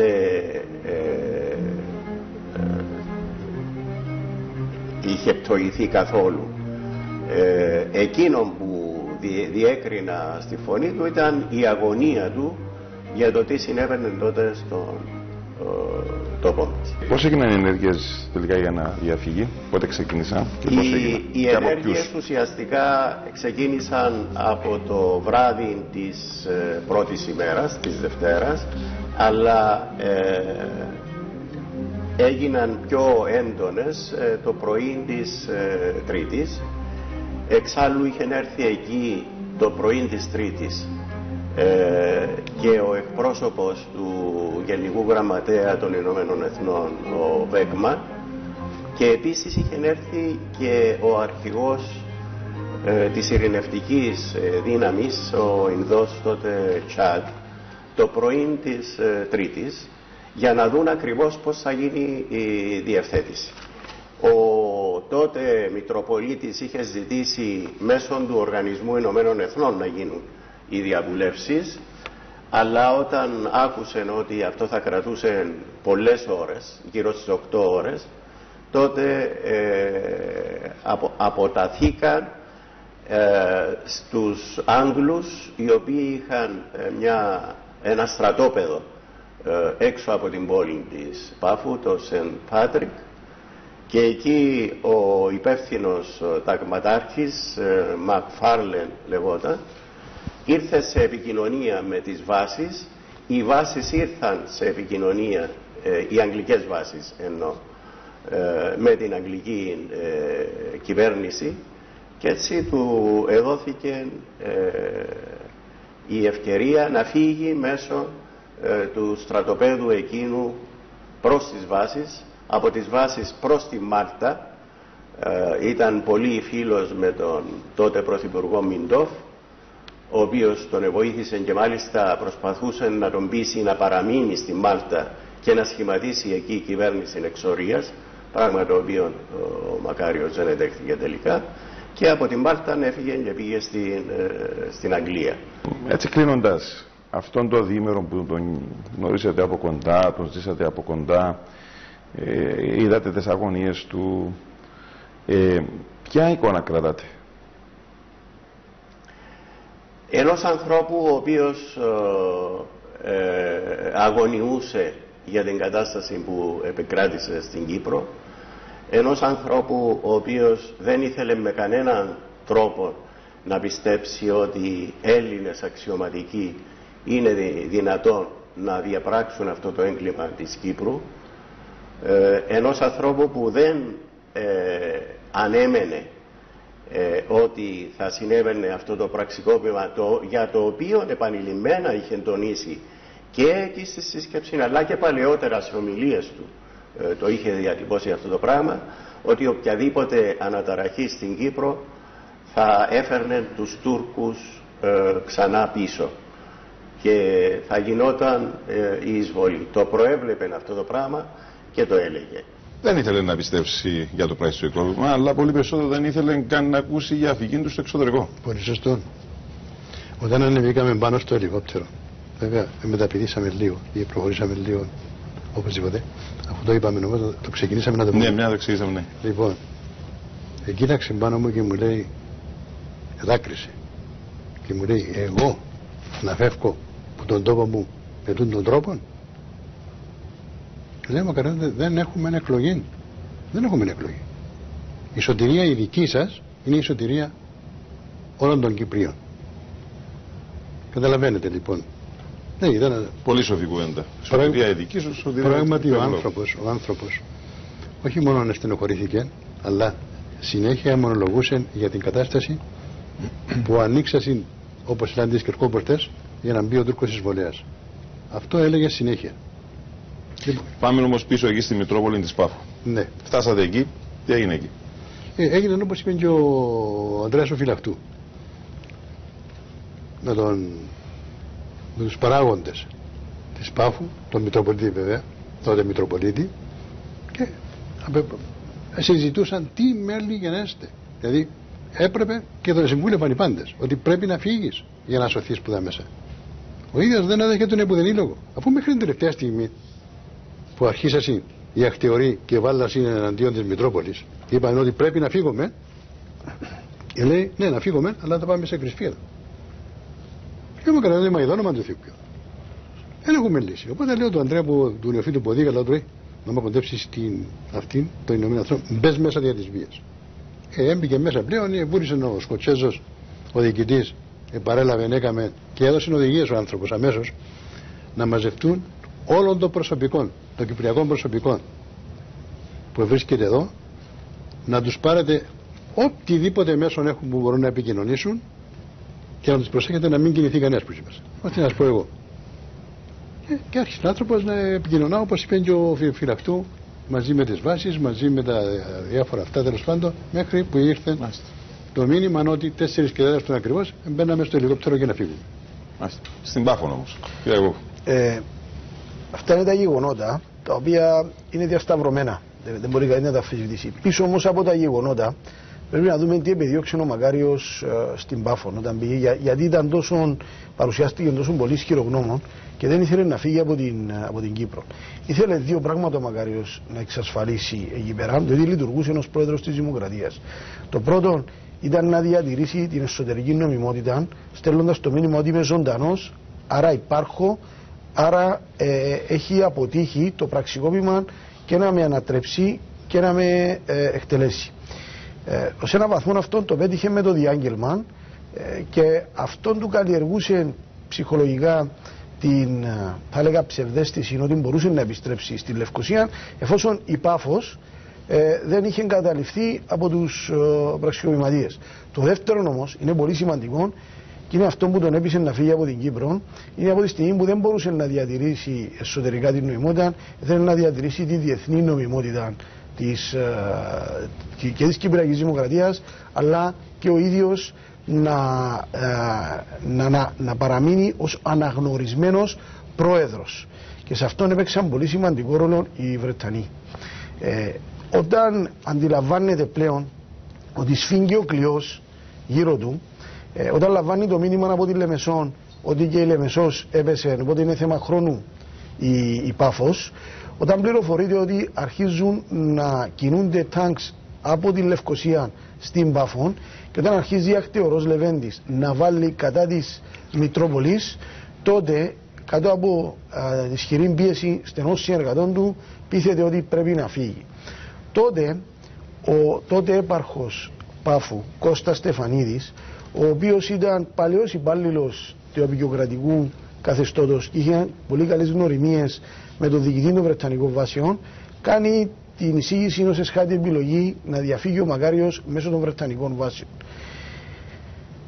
Για να μην πούμε σε λεπτομέρειες, αυτό το οποίο φάνηκε να είναι ιδιαίτερα ευνοϊκό για τον Μακαριό είναι ότι η αποστολή της Ουλφικίπ στην Πάφο, η οποία ίδρευε στην περιοχή Δασούδη, για όσους γνωρίζουν την Πάφο, ήταν βρετανικό απόσπασμα. Διοικητής του οποίου ήταν ένας Σκοτσέζος, ο ταγματάρχης Μακφάρλεν. Το στρατόπεδο λεγόταν Σεντ Πάτρικ. Εκεί τελικά πίεσαν τον Μακάριον και πήγε στις 12:30. 12:30 το μεσημέρι. Εκεί, εδώ πρέπει να δούμε πίσω από τα γεγονότα ότι η απόφαση για διάσωση του Μακαρίου από τους Βρετανούς δεν ήταν στρατιωτική, ήταν πολιτική και η απόφαση ελήφθηκε μεταξύ του Πρωθυπουργού Βίλσον και του Υπουργού Εξωτερικών James Callaghan. Το τι είχε γίνει ενημέρωσε ο Μακφάρλεν τον διοικητή των Βρετανικών βάσεων, τον Sir John Alexander Aiken, ο οποίος με τη σειρά του ενημέρωσε τον Στέφεν Όλβερ των Βρετανών, είπα τον αρμοστή, ενημερώθηκε το Υπουργείο Εξωτερικών και απόφαση του Wilson να διασώσουν τον Μακάριο. Εδώ υπάρχει ένα ερώτημα, και αν θέλετε να το συζητήσουμε μετά, το οποίο είναι αναλυτικής φύσης. Γιατί τελικά επέλεξαν οι Βρετανοί να διασώσουν τον Μακάριο? Μπορούσαν να τον αφήσουν στην Κύπρο και να μείνουν μακριά από τις οποιασδήποτε. Η επόμενη μου ερώτηση. Απλώς για να ολοκληρώσω τα γεγονότα, όταν μια λεπτομέρεια πολύ σημαντική, η απόφαση για να διασωθεί ο Μακάριος ελήφθηκε από τους Βρετανούς γύρω στις 1. Το πήρε περίπου μισή ώρα αυτή η διαβούλευση, γύρω στις 1 ώρα Κύπρου, σύμφωνα με τα βρετανικά έγγραφα. 16 του Ιούλη. Ναι. Στις 1:04 υπάρχει καταγεγραμμένη συνομιλία του τότε Βρετανού Υπουργού Εξωτερικών, του James Callaghan, μαζί με τον Αμερικανό Υπουργό Εξωτερικών, τον Henry Kissinger. Του γνωστοποιεί την απόφαση της Βρετανίας να διασώσει τον Μακάριο. Ο Kissinger ήταν ο μόνος ο οποίος εξέφρασε αντίθεση, ή θα έλεγα όχι κάτι αντίθεση, επιφυλάξεις. Και του είπε ο Βρετανός, του είπε ότι αν τελικά τον διασώσετε, υπάρχει ο κίνδυνος να πάει να δημιουργήσει κυβέρνηση στο εξωτερικό και να έρθει κάτω από τη σφαίρα επιρροής της Σοβιετικής Ένωσης, ο Kissinger, και να βρεθεί η Κύπρος κάτω από την επιρροή της Σοβιετικής Ένωσης. Ο Αμερικανός σκεφτόταν με καθαρά όρους ψυχρού πολέμου εκείνη την εποχή. Ασχέτως αν η Σοβιετική Ένωση κράτησε μια αποχή σε σχέση με το 1964, που η στάση της έπαιξε ένα αποτρεπτικό ρόλο για να εμποδίσουν οι Αμερικανοί τους Τούρκους στο να εισβάλλουν. Τώρα, το ερώτημα το οποίο έχω θέσει ως προέκταση είναι γιατί οι Αμερικανοί επέλεξαν να διασώσουν τον Μακάριο. Δύο είναι, η δική μου άποψη είναι δύο οι απαντήσεις, μάλλον δύο είναι τα σημεία της απάντησης. Το πρώτο ήθελαν να παρουσιαστούν προς το εξωτερικό ότι αποτελούσαν παράγοντα σταθερότητας. Οι Βρετανοί και ως εγκύτρια δύναμη έκαναν αυτόν το οποίο της αναλογούσε να διασώσει τον πρόεδρο και κατ' επέκταση την νομιμότητα του. Όμως οι Βρετανοί γνώριζαν κάτι άλλο. Δεν ήταν αυτό κυρίως που τους ώθησε. Οι Βρετανοί φοβόντουσαν, όπως φοβούνται και σήμερα, ότι μια σύντακτη κατάρρευση της Κυπριακής Δημοκρατίας θα αφήσει μετέωρον το καθεστώς των βάσεων. Συνεπώς ήθελαν, επειδή Κύπρα λαβράκι όταν απευθύνθηκε ο Μακάριος, και δεν ήταν οργανωμένο σχέδιο για να το διασώσουν οι Βρετανοί, εδώ πρέπει να λυθεί οποιαδήποτε παρεξήγηση ότι υπήρχε μια όψη ότι πήγαινε εκεί πέρα και ήταν οργανωμένο σχέδιο να το διασώσουν οι Βρετανοί. Όχι. Είναι λόγω της εξέλιξης των γεγονότων που βρέθηκαν οι Βρετανοί. Οι Βρετανοί ήθελαν να έχουν τον Μακάριον κάτω από την δική τους επιρροή για να μπορούν ουσιαστικά να επηρεάζουν και τις εξελίξεις. Και φάνηκε εκ των υστέρων, που το είπε ο κ. Ποταμάρης, όταν φεύγει με το αεροπλάνο Άρκοζη από τη βάση, από το αεροδρόμιο του ακροτηρίου, του συνόδευε στη Μάλτα, που ήταν ο ενδιάμεσος σταθμός, και ο Βρετανός διοικητής. Και εκεί ο Μακάριος, είναι μια πολύ σημαντική μαρτυρία, μπορεί να την επιβεβαιώσει ο κ. Ποταμάρης, άρχισε να γράφει την ομιλία του, την οποία θα έκανε στα Ηνωμένα Έθνη. Στο Συμβούλιο Ασφαλείας. Ο Μακάριος είχε στόχο. Δεν είχε στόχο να πάει στην Αγγλία. Ο στόχος του ήταν να πάει στα Ηνωμένα Έθνη και να διατηρήσει την νομιμότητα του. Και εκεί, όταν αρχίζει να τη γράφει, αρχίζει πλέον να τον επηρεάζει και να του υποδεικνύει ή να του κάνει κάποιες εισηγήσεις ο Βρετανός. Από εδώ και πέρα όμως υπάρχει μια άλλη πτυχή. Είναι από τη στιγμή που έφυγε από την Κύπρο. Πήγε στη Μάλτα μέχρι και τις 7 Δεκεμβρίου, που είναι ένα θέμα το οποίο πρέπει να δούμε, Χριστόδουλε, σε μια διαφορετική εκπομπή, διότι είναι ένα τεράστιο κεφάλαιο το οποίο έχει... Ακριβώς εδώ θα βάλω μια παρένθεση. Παρακαλώ. Όταν ελήφθηκε το μήνυμα, το πρώτο μήνυμα, ελληνική και κυπριακή ΛΑΕ, από το Ισραήλ αμέσως το έστειλε στο Υπουργείο Εξωτερικών της Βρετανίας. Εκείνοι δεν επίστευαν ότι είναι ζωντανός ακόμη ο Αρχιεπίσκοπος. Και εφώναξαν τον τότε πρέσβη μας στο Υπουργείο Εξωτερικών και του είπαν να αναγνωρίσει τη φωνή τούτη. Λέει, είναι ο Μακάριος τούτος. Μα είστε σίγουρος? 100%. Μάλιστα. Χρονικά πάμε λίγο μπροστά πίσω, γιατί τα γεγονότα είναι με τέτοια που πρέπει να γίνεται και μια ανάλυση να πηγαίνουν μπροστά πίσω. Να προσθέσω για να κλείσουμε αυτό το θέμα με τη φωνή του Μακαρίου ότι ήταν αυθεντική, όχι κτλ. Όταν πίστηκαν μέσα από τον κύριο Νασιώτη ότι όντως είναι η φωνή του Μακαρίου, τα μεσάνυχτα της ίδιας ημέρας μετέδωσε το διάγγελμα του το BBC. Και έτσι έγινε γνωστό σε όλο τον κόσμο, σε όλη την οικουμένη, και είναι η αλήθεια. Να σταθούμε λίγο σε αυτό. Δηλαδή, στην προετοιμασία του διαγγέλματος, ο Μακαρίτης, ο πατέρας σας, είχε κάνει μια προσπάθεια, δεν κάνω λάθος και διορθώστε με, το μήνυμα να πάει όσο πιο μακριά γίνεται. Αν ήταν δυνατό σε όλη την Κύπρο. Ήταν όμως δύσκολο, λαμβάνοντας υπόψη ότι και γύρω από την Πάφο γίνονταν και μάχες. Έτσι είναι.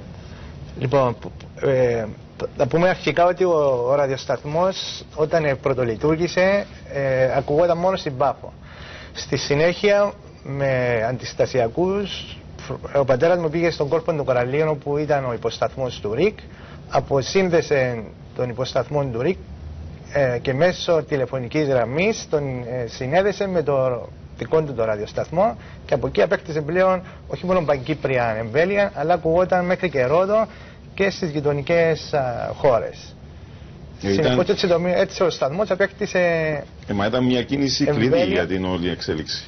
Γιατί ακριβώς με βάση όσα μας είχατε πει προηγουμένως, ότι η φωνή μετά έφτασε και στο Ισραήλ και πάει λέγοντας. Την ίδια ώρα όμως ο λαός της Πάφου αντιστεκότανε. Ναι, θα πρέπει να συνεχίσει από εκεί που αρχικά είχα ξεκινήσει, για να έχω μια σωστή εικόνα των γεγονότων στην Πάφο.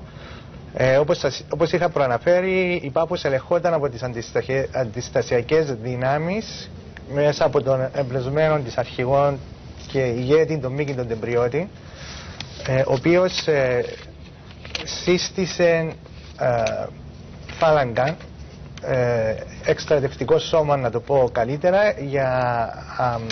με προορισμό τη Λευκοσία, για ανακατάληψη της Λευκοσίας. Το σώμα αυτό αποτελείται από 3.500 κόσμο, μπήκαν μέσα στα λεωφορεία, Land Rover, πήραν οπλισμό από την αστυνομία και από το κέντρο σκήπου και ξεκίνησαν το απόγευμα της Δευτέρας. Διέφυγαν από μια ενέδρα που τους είχε πληροφορήσει αστυνομική των βάσεων, τους είχαν πληροφορήσει ότι στο Κολόσσεν υπάρχει ενέδρα και έτσι διέφυγαν μέσω Φασουρίου, έφτασαν στη Λεμεσόν, εκεί ενεπλάκησαν σε μάχες στο δημόσιο κήπο με τους εοκαπιτατζίδες και στην αστυνομική διεύθυνση Λεμεσού. Έγιναν οδομαχίες μέχρι το πρωί της άλλης μέρας, οπότε ελήφθηκε η απόφαση από τον αρχηγό, από τον Μίκη τον Τεμπριώτη, για επιστροφή στην Πάφων, όταν μέσω ασυρμάτων είχε ενημερωθεί από την Αρχιεπισκοπή ότι δεν αντέχει άλλο και παραδίδεται, θα παραδοθεί. Εκτίμησε εκείνη τη στιγμή ότι η αντίσταση στις άλλες πόλεις είχε εκλείψει και έπρεπε να πάει πίσω στην Πάφο χωρίς να γνωρίζει ότι ο Μακάριος ήταν ζωντανός και που βρισκόταν. Πήρε την απόφαση να πάει πίσω στην Πάφο και να οχυρωθεί εκεί για να συνεχίσει την αντίσταση. Στο δρόμο της επιστροφής κάποια πάλι ακολουθήσαν τον ίδιο δρόμο μέσω Φασουρίου. Κάποια αυτοκίνητα όμως παρεξέκλειναν της φάλαγγας και επέλεξαν να πάνε προς την Πάφο μέσω Κολοσσίου. Εκεί έπεσαν σε ενέδρα και εκεί χάθηκαν 4 παλικάρια και περίπου 20 τραυματίες. Το απόγευμα της Τρίτης ο Μίκης ο Τεμπριώτης έφτασε στην Πάφο μαζί με τους πολίτες, τους ένοπλους. Εκεί πληροφορήθηκε ότι ο Μακάριος είναι ζωντανός και ότι βρισκόταν στη Μητρόπολη και κατευθύνθηκε στη Μητρόπολη, όπου παρέμβηκε και συμμετείχε και αυτό στην ιστορική σύσκεψη για την τύχη του Μακαρίου.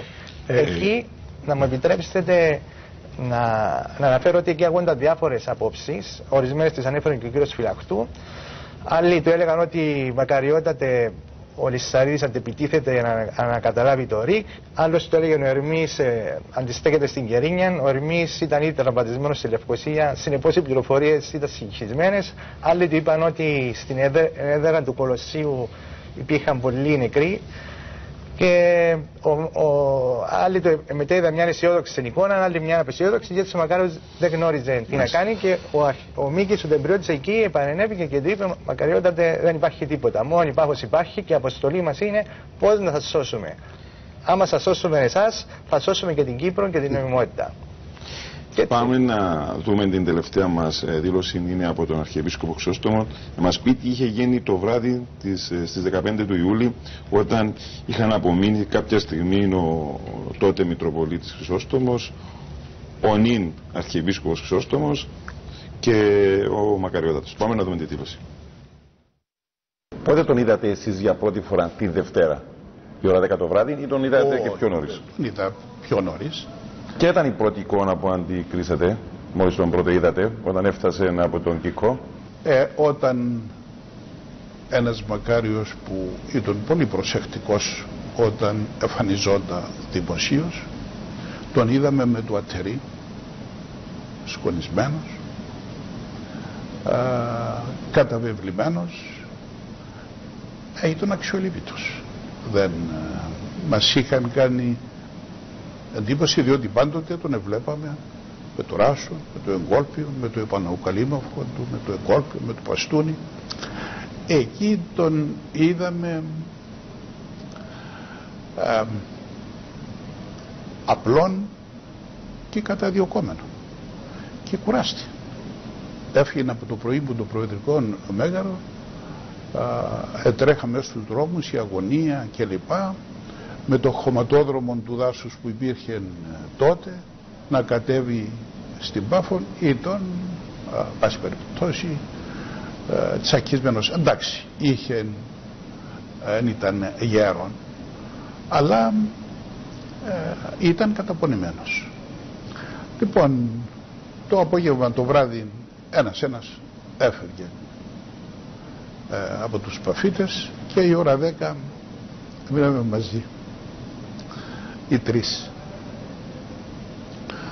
Οπότε δεν του χαρίστηκε ο Μακαρίτης ο Χρυσόστομος και του λέει: είδατε Μακαριότατε, αν είχατε το νου μου, έθα και στο βορειτήπου τη Λευκοσία, μέσω του χωματόδρομου του δάσους, να έρθετε σε αυτά τα χάλια, σκονισμένος, καταπονεμένος, ενώ αν τους συλλαμβάναμε θα μπορούσαν να κάνουν το πραξικόπημα να καταστρέψουν την Κύπρο. Και θυμάμαι που έκανε έτσι πάνω στο γραφείο με τα δάχτυλα του ότι τους επίστωνα δυστυχώς και με νοημοσύνη και με πατριωτισμό, αλλά φαίνεται ούτε το έναν έχουν ούτε το άλλο, διότι ανοίγουν πλέον διάπλατα την πόρτα να μπει μέσα η Τουρκία, και δεν ξέρω αντί την ένωση εν τη διχοτόμηση που θα φέρουν, και δεν εγκλιτώνομαι. Ήταν ακόμα στην ιδέα ότι επειδή ήβραν τους παφίτες εκεί ένοπλους κλπ, αλλά δεν ήξεραν ότι η υπόλοιπος Κύπρος είχε πέσει στα χέρια της Χούντας. Στην Πάφων είχαμε κάπου 2.000 ένοπλους, διότι μπήκαμε μέσα στα στρατόπεδα, πήραμε τα όπλα. Ήταν άλλη κατάσταση στην Πάφο. Ο ίδιος έλεγε ότι κατέστρεψαν την Κύπρο, η Τουρκία θα εισβάλλει και η διχοτόμηση θα είναι γεγονός. Η διχοτόμηση όντως ήταν γεγονός. Κάτι ήθελα να προσθέσετε, κύριε Νικολαίδη, όσον αφορά το ραδιοσταθμό? Ναι, θα ήθελα να έτσι πολύ σύντομα να κάνω μια εξιστόρηση πώς λειτουργήσε ο σταθμός. Ο πατέρας μου εκείνη την ημέρα δεν εργαζόταν στο ΡΙΚ, ήταν υπάλληλος του ΡΙΚ, αλλά δεν εργαζόταν, ήταν off και ήταν στο εργαστήριο του. Συνήθιζε να ακούει το ραδιόφωνο ώστε να ελέγχει και το πρόγραμμα. Όταν γύρω στις 8 και 20 διακόπηκε το τραγούδι το που κάμισε το θάλασσι και ξεκίνησαν τα εμβατήρια, άρχισε να ανησυχεί και να προσπαθεί να αντιληφθεί τι συμβαίνει. Λίγο μετά ήρθαν δύο άντρες της Ένωσης Αγωνιστών και του είπαν, Νίκο, πρέπει να έγινε πραξικόπημα και πρέπει ο σταθμός να σταματήσει να λειτουργεί, να μεταδίδει τα ψευδολογίες του ΡΙΚ, γιατί είχαν ήδη αρχίσει και τα ανακοινωθέντα και είναι ανάγκη να τον ανατινάξουμε. Εκεί ο πατέρας μου τους είπε, δεν θα τον ανατινάξουμε, θα το χρησιμοποιήσουμε για δικούς μας σκοπούς. Έχω έτοιμο ραδιοσταθμό, χρειάζομαι περίπου μισή ώρα για να το συνδέσω και θα το χρησιμοποιήσουμε για δικούς μας σκοπούς, για σκοπούς της αντίστασης. Είπαμε σοβαρά για τέτοιο πράγμα, μάλιστα, και πήγαν αμέσως στο σπίτι του αρχηγού, το Μίκη του Τεμπριώτη. Ο πατέρας μου τον ενημέρωσε για τι μπορεί να γίνει και η απάντηση του αρχηγού ήταν ακόμα είστε εδώ? Άρα τους άναψε το πράσινο φως και μέσα σε μισή ώρα, περίπου γύρω στις 9:30, ξεκίνησε να λειτουργεί. Για χάρη της ιστορίας θέλω να αναφέρω και τα ονόματα των εκφωνητών. Ήταν ο Γιαννάκης ο Μύρου, ο Ανδρέας ο Μύρου, ο Ανδρέας ο Φυλαχτού, ο Ανδρέας ο Σωτηριάδης, ο Κώστας ο Οικονόμου, ο Κώστας Χαραλαμπίδης, Σοκράτης Κλεάνθους, ο Φέδρος Γαλατόπουλος, η Κατρή Χαραλαμπίδου, ενώ συντελεστές βοήθησαν ο εκπαιδευτικός ο Καγκαλής, ο Σάββας ο Χατζηγεωργίου, ο Γιώργος ο Κοτσόνης με τη μουσική του Θοδωράκη που είχε φέρει στο σταθμό, και ιδιαίτερη μνήμα θέλω να κάνω και στην σύζυγο του Νίκου του Νικολαίδη, την Δώρα του Νικολαίδου, η οποία τη δεδομένη στιγμή στάθηκε στο πλευρό του όταν το πρωί μετά την απόφαση του για να στήσει το σταθμό είχε ανέβει πάνω στο σπίτι. Εκεί το θυμάμαι τον πατέρα μου ανήσυχο, και λίγο μετά είδα τη μητέρα μου να έρχεται από την επαρχιακή διοίκηση, είχε φύγει. Τους έβλεπα ανήσυχους. Η μητέρα μου είπε στον πατέρα μου ότι ο Μακάριος είναι νεκρός, έτσι λέει το ΡΙΚ, και της είπε ο πατέρας μου άσε τι λένε, αυτοί λένε ό,τι θέλουν. Έχω αποφασίσει να κάνω αυτό το πράγμα, έχω μιλήσει ήδη και με τον αρχηγό και θα προχωρήσω. Και τι είπε η μητέρα μου, μαζί σου μέχρι το τέλος. Και έτσι το σπίτι είναι εκεί που λειτουργήσε ο ραδιοσταθμός, που ήταν μια διπλοκατοικία. Στήθηκε και το φρούριο της αντίστασης, ήρθα φρουροί κατέλαβαν το φρούριο, το οικοδόμημα έστησαν μπρέν, έκλεισαν τους δρόμους και υπήρχε και φρουρά. Στη φρουρά επικεφαλής ήταν ο Ανδρέας ο Στυλιανίδης. Θα αναφέρω δύο ονόματα που διατέλεσαν φρουροί, οι οποίοι είναι θανόντες τώρα, δεν θα πω άλλους, οι οποίοι ακούστηκαν διάφορα ονόματα και είναι ζωή. Ο ένας ήταν μάλλον τρεις. Ο ένας ήταν ο Στέφανος ο Αϊφωτίτης, ο άλλος ήταν ο Τάκης ο Χατζηζίνονος και ένας Τουρκοκύπριος, παρακαλώ, ονόματι Σεφκέφ. Μάλιστα. Μας έχουμε μείνει μόνο 5 λεπτά, βέβαια είναι πάρα πολλά τα γεγονότα. Όπως είπαμε και προηγουμένως, θα κάνουμε και μια άλλη εκπομπή για να δούμε τα γεγονότα μετά την Μάλτα. Βέβαια θα αφήσουμε κάτι για το κλείσιμο και σε αυτό θα μας βοηθήσει ο κ. Ποταμάρης. Στο λέει απλώς πολύ σύντομα, η επιχείρηση των Βρετανών για να μεταφέρουν τον Μακάριον πρώτα από την Πάφο στο ακροτήρι και από εκεί να διαφύγει στη Μάλτα δεν ήταν πολύ εύκολη. Οι Άγγλοι όμως είχαν από το 1968 ένα συγκροτημένο σχέδιο για διαχείριση μιας κρίσης, διότι γνώριζαν ότι η κατάσταση ήταν έγκριθμη στο εσωτερικό. Και αυτό το σχέδιο το ονόμασαν επιχείρηση Σιταρίθρα ή Operation Skylark, το οποίο τέθηκε σε εφαρμογή αμέσως. Και ήταν κυρίως σχέδιο για εκένωση Βρετανών υπηκών να τους φύγουν από την Κύπρο σε περίπτωση κρίσης. Και μέσα σε αυτό το σχέδιο λειτουργήσε και η διαφυγή του Μακαρίου. Όταν έστειλαν τα δύο ελικόπτερα, οι Βρετανοί έκαναν κάτι στην Πάφο, έκαναν κάτι πολύ έξυπνο. Δεν έστειλαν τα κίτρινα Whirlwind, τα οποία στάθμευαν στη Λεμεσόν, τα οποία ήταν του Βρετανικού, του 80ης μοίρας, η οποία εδρεύει στο ακροτήρι. Προτίμησαν να στείλουν τα ελικόπτερα, τα Whirlwind, τα οποία χρησιμοποιούσαν οι Βρετανοί για τα Ηνωμένα Έθνη. Και κάλυψαν πάνω και τα σήματα των Ηνωμένων Εθνών, γιατί δεν ήθελαν να γίνουν στόχος οι Βρετανικές βάσεις σε περίπτωση που διαδίδεται ότι ο Μακάριος διασώθηκε για των Βρετανικών βάσεων. Και μάλιστα πήραν πολύ έξυπνα μέτρα. Όταν θα έφτανε τα ελικόπτερα από την Πάφο στη Λεμεσόν, δεν πήγαν απευθείας ή από τη θάλασσα στη Λεμεσόν, γιατί φοβόντουσαν χτύπημα. Έκαναν ένα γύρο και φάνηκε ότι ερχόντουσαν από τη Λευκοσία προς την Λεμεσόν για να μην γίνουν στόχος. Κλείνοντας, πρωτού δώσουμε τον τελευταίο λόγο στον κύριο Ποταμάρη, θέλω να πω ως προβληματισμό, γιατί πρέπει να προβληματίζουμε τις εκπομπές, είναι ότι μπορεί να αρχίσει ένας αγώνας στην νεότερη φάση του Κυπριακού με στόχο την Ένωση της Κύπρου με την Ελλάδα, κάτι το οποίο δεν επετευθεί. Όμως η τραγωδία του 1974 είναι η δεύτερη μεγαλύτερη που γνώρισε ο ελληνισμός μετά τη Μικρασιατική καταστροφή. Βγαίνοντας από αυτήν την τραγωδία, το μόνο που κρατήσαμε, και αν θέλετε συμπυκνώνει και τον αγώνα μας η απελευθέρωση, είναι η Κυπριακή Δημοκρατία, που είναι το τελευταίο καταφύγιο της ελευθερίας και της εθνικής μας αξιοπρέπειας.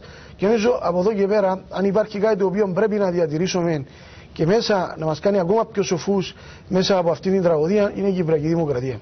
Μάλιστα. Κύριε Ποταμάρη, θέλω να κλείσω μαζί σας, όπως ξεκινήσαμε. Ναι, να σε διακόψω. Παρακαλώ. Πριν προχωρήσουμε σε τούτο, σε αυτά τα οποία είχε πει ο κ. Σιακώβου προηγουμένως. Όταν επιβιαστήκαμε στο ελικόπτερο, κάθομαι όπως σας είπα πίσω από τον πιλότο. Λοιπόν, και όταν ανέβαινε η τορπιλάκατος, φαίνεται τον απέναντι. Ο Λεβέντης. Ο Λεβέντης. Λοιπόν, και του λέω, πού πάεις? Με ένα χαμόγελο δηλαδή μου, μην ανησυχείς. Από τη στιγμή που να γελαστεί να ψηλώσει το αυτό, μπορεί να εξαφανίστηκε, χάθηκε. Δεν μου είπε τίποτε άλλο. Και μετά έμαθαμε ότι είχε και η U2, είχε και υποβρύχια, δεν ξέρω εγώ. Δηλαδή είχαν λάβει τόσα μέτρα, τόσο ώστε να είναι βέβαιοι για το κάθε τι. Να προσθέσω σε αυτά τα οποία είχε πει ο. Πολύ σημαντικό αυτό. Θα πιαστώ σε μια φράση που είπε η κυρία Δώρα Νικολαίδου στον Νίκο Νικολαίδη, στους γονείς του αγαπητού Φώτη, ότι είπε του μαζί σου μέχρι το τέλος. Κάτι το οποίο και εσείς κάνατε πράξη για τον Μακάριο. Είστε μαζί τους όλοι με αυτή τη διαδρομή. Φεύγουμε από την Κύπρο, πάμε Μάλτα κτλ. Αυτά θα τα πούμε σε μια άλλη εκπομπή. Αυτό που θέλω να κλείσουμε είναι το εξής. Γιατί μου το έχετε πει πριν ξεκινήσουμε την εκπομπή και θέλω να κλείσω με αυτό. Ήταν ο τρόπος που ενημερώθηκε ότι η Τουρκία είχε εισβάλει στην Κύπρο. Έτσι πολύ σύντομα, γιατί θα επανέλθουμε σε αυτό το θέμα και θα μπούμε και περισσότερες ανάλυσεις. Αλλά θέλω να μου περιγράψετε εκείνη τη στιγμή πώς το έμαθε. Κοιτάξτε να δεις. Και την αντίδραση του. Ναι, στο ξενοδοχείο που μέναμε.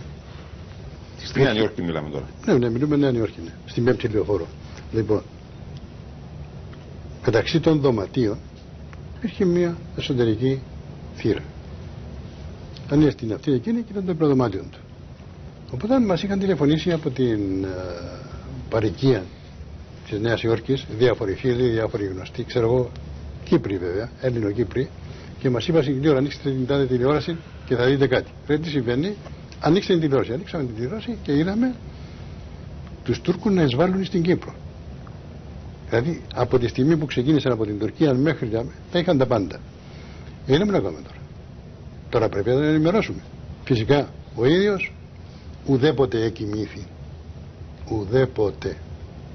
Με το τσιγάρο και πήγαινε πάνω κάτω. Στο δωμάτιο του. Πρέπει να τον ενημερώσουμε. Να ξέρει να που γίνεται. Πώς θα αντιδράσει. Δεν πήγα μέσα. Λέω με κάτι, είδατε το και το. Τι? Λέω, αυτό που σας είπα. Ανοίξαμε την τηλεόραση, είδε. Χτυπιέτουν ο άνθρωπος. Χτυπιέτουν. Λοιπόν, και λέει πόσες φορές το είπα. Τι κάνουμε τώρα. Και ούτω καθεξής και ούτω καθεξής. Λοιπόν, και μετά λέει πάρτε μου αμέσως τον πρέσβη. Και άρχισε τότε να έρχεται σε επαφή μαζί με διάφορους αρχηγούς κρατών και ξέρω εγώ, ίσως μπορέσει να βοηθήσει, να κάνει κάτι. Πώς θα μπορούσε να κάνει κάτι όμως. Μάλιστα. Είπαμε, είναι ένα τεράστιο κεφάλαιο, θα δώσουμε συνέχεια βέβαια πάντα και με τη δική σας συμμετοχή. Θέλω να σας ευχαριστήσω πάρα πολύ που είστε σήμερα μαζί μας. Ακριβώς σκοπός αυτών των εκπομπών είναι αν θέλετε να προβληματίσουμε ή αν θέλετε πάρα πολλοί κόσμος που για διάφορους λόγους που ζουν σε αυτόν τον τόπο δεν γνωρίζουν αυτά τα γεγονότα. Και νομίζω είναι στιγμή τουλάχιστον έστω και τώρα να ενημερωθούν τα πραγματικά γεγονότα που έγιναν εκείνες τις μαύρες μέρες για τον τόπο. Σας ευχαριστώ πάρα πολύ. Σας ευχαριστούμε και σας κυρίες και κύριοι που είσαστε και αυτό το βράδυ μαζί μας. Καλό σας βράδυ.